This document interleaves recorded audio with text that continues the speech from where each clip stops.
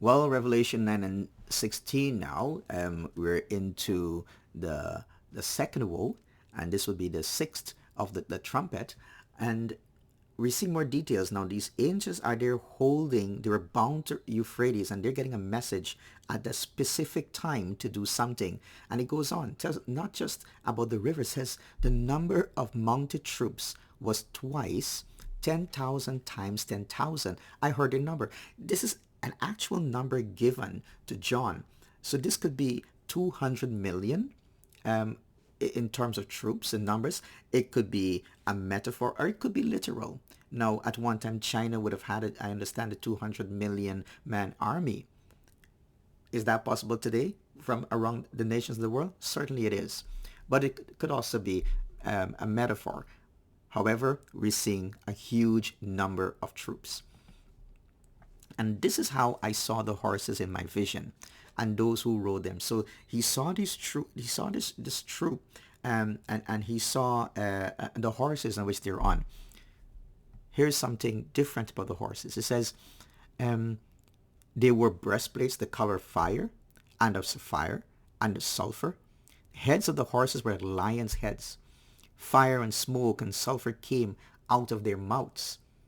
And by these three plagues, the fire, the smoke, the sulfur, a third of mankind was killed again, sticking to that theme of one third, one third, one third. But it's the first place where we're actually reading that a third of humanity, a third of mankind are being killed by the fire and smoke and sulfur coming out of their mouths.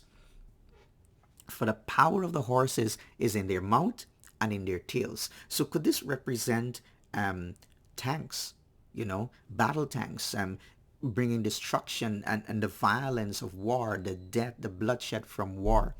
And their tails were like serpents with heads, and by means of them they wound.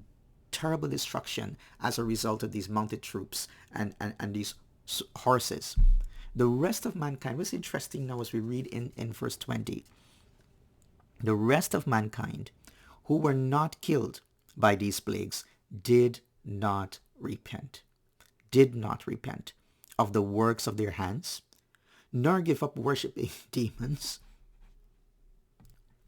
and idols of gold and silver and bronze and stone and wood, which cannot see or hear or walk.